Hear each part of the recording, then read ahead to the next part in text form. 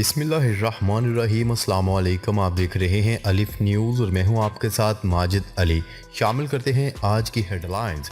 ہندوستان کا چینی متنازعہ سرحد کے ساتھ 1000 میل لمبی سڑک بنانے کا فیصلہ۔ بنوں کی صورتحال کا جائزہ لے رہے ہیں، پاکستان کی مدد کرنے کو تیار ہیں امریکہ۔ مقبوضہ جموں کشمیر میں بھارتی فوج کے ہاتھوں مزید 3 کشمیری نوجوان شہید۔ دمشق پر اسرائیل کا میزائل حملہ ناکام۔ روسی صدر ولادیمیر پوٹن کا 3 برس بعد بیلاروس کا پہلا دورہ۔ ایران نے 40 پاکستانی تارکین وطن کو ڈی پورٹ کر دیا۔ افغانستان میں ناکامی کے بعد امریکہ ایک نئے تنازع میں مزید الجھتا جا رہا ہے۔ روس۔ پاکستان میں تیل اور گیس کے نئے ذخائر دریافت۔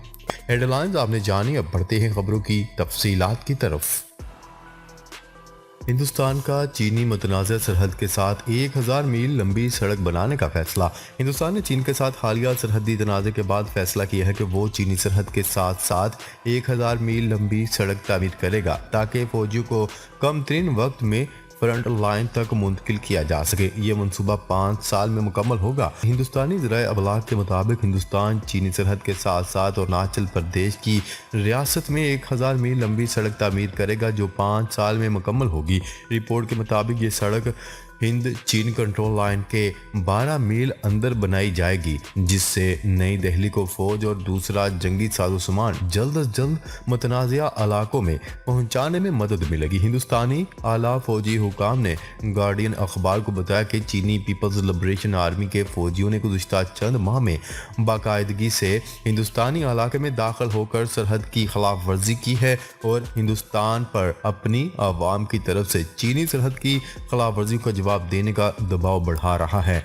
رپورٹ کے مطابق 9 دسمبر کو چینی پی ایل اے کی فوج ڈنڈوں اور ہتھیاروں کی مدد سے ہندوستانی سرحد میں داخل ہو گئے اور اروناچل پردیش میں ہندوستانی فوج کے ساتھ دو بدو لڑائی میں کم سے کم 20 ہندوستانی فوجیوں کو زخمی کر دیا۔ اس سڑک کی تعمیر سے ان چینی خانہ بدوشوں کو بھی روکنے میں مدد ملے گی جو ہندوستانی سرحد کے اندر داخل ہو کر اپنی آبادیاں قائم کر لیتے ہیں اور چینی فوج ان خانہ بدوشوں کو اہم اسٹریٹجک مقامات پر قبضہ کرنے کے لیے استعمال کر رہے ہیں۔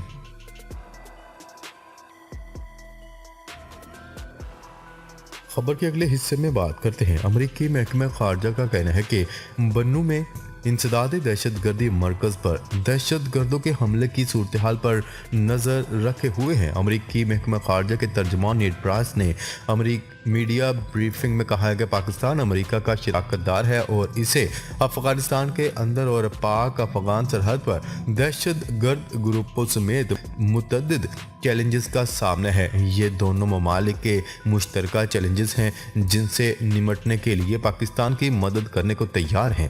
ترجمان کا مزید کہنا تھا کہ بنوں میں انسداد دہشت گردی مرکز پر دہشت گردوں کے حملے اور لوگوں کو یرغمال بنانے کی صورتحال پر نظر رکھے ہوئے ہیں۔ حملے میں زخمی ہونے والوں کی جلد صحت یابی کے لیے بھی دعا گو ہیں۔ ترجمان کا مزید کہنا تھا کہ حملہ آوروں پر زور دیتے ہیں کہ وہ بنوں میں یرغمال بنائے گئے لوگوں کو بحفاظت رہا کر دیں اور سینٹر پر قبضہ چھوڑ دیں۔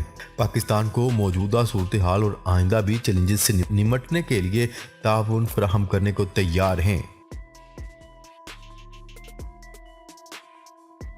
خبر کے اگلے حصے میں بات کرتے ہیں۔ مقبوضہ جموں کشمیر میں بھارتی فوج کے ہاتھوں مزید 3 کشمیری نوجوان شہید۔ کشمیری میڈیا سروس کی رپورٹ کے مطابق غیر قانونی طور پر بھارت کے زیر قبضہ جموں کشمیر میں بھارتی فوج نے اپنی ریاستی دہشت گردی کی تازہ کارروائیوں کے دوران آج ضلع شوپیاں میں 3 معصوم کشمیری نوجوانوں کو شہید کر دیا۔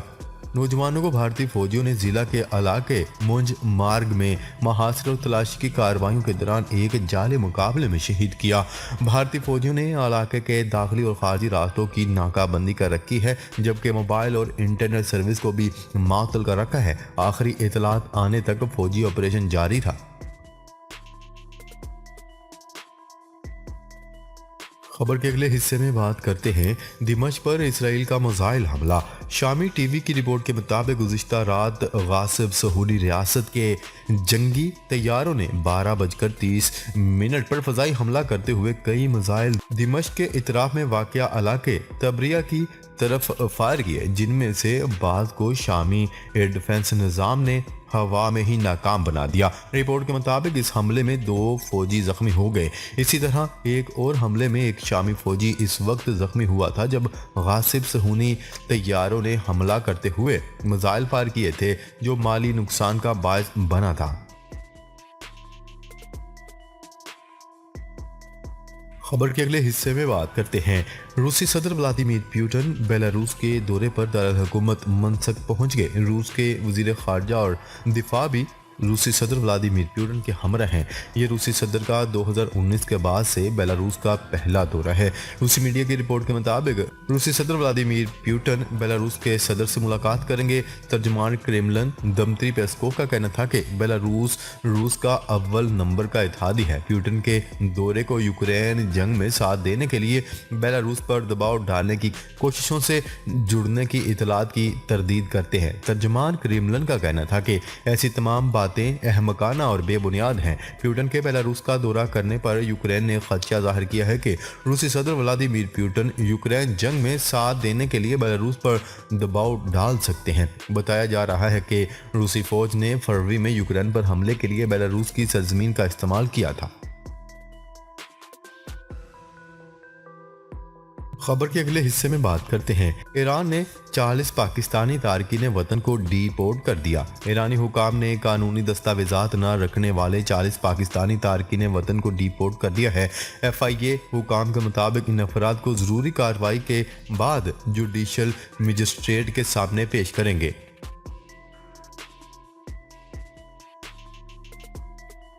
खबर के अगले हिस्से में बात करते हैं रूस की वजारत खारजा की तर्जमान मारिया ज़ाखरावा ने खबरदार करते हुए कहा है कि अमेरिका की मौजूदा पॉलिसी मॉस्को और वाशिंगटन को बराह रास्त तसादम के दहाने पर खड़ा कर रही है। उन्होंने अमेरिका से मुतालबा किया है कि वो कशीदगी की पॉलिसी ख़त्म कर दे। रूसी मीडिया की रिपोर्ट के मुताबिक मारिया ज़ाखरावा का कहना था कि अफगानिस्तान में अमेरिकी नाकामी के बाद अमेरिका एक नए तनाज़े में मज़ीद उलझता जा रहा है। ये ना सिर्फ कैफ में न्यू नाजी हुकूमत को फंडिंग और मसल्ला करने में मदद फराहम करने में, बल्कि ज़मीन पर फौज को बढ़ाने से भी वाज़ेह है।